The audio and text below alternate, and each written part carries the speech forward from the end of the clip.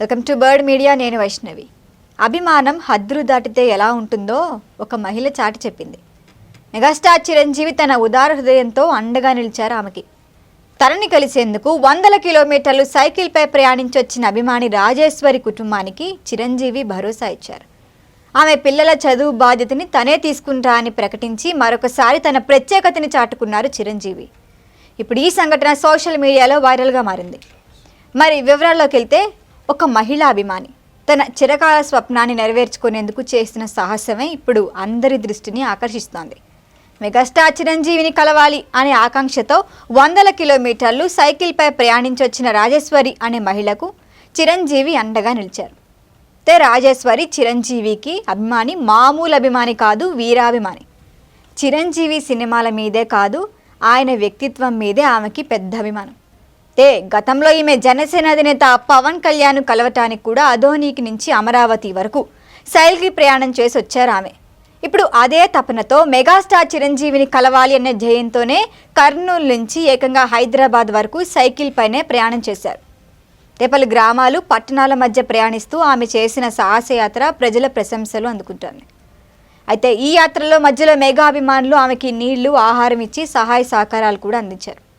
అయితే కర్నూలు నుంచి హైదరాబాద్ వరకు సైకిల్ యాత్ర చేపట్టారు ఆమె. 100 కిలోమీటర్లు ఆమె పయనంలో పలు చోట్ల మెగా అభిమానులు ఆమెకి సంఘీభావం తెలిపారు.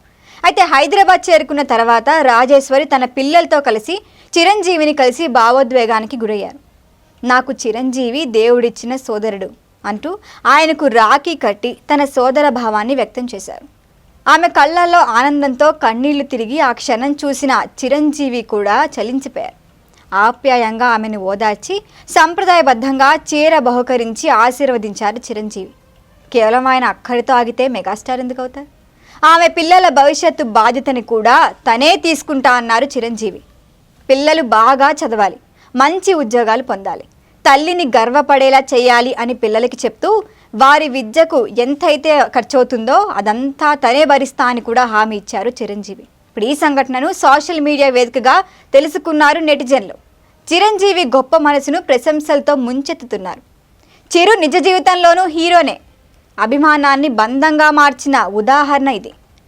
వాస్తవ జీవితంలో మెగాస్టార్కు సదా మెగా హృదయం అంటూ కామెంట్లు చేస్తున్నారు నెటిజన్లు.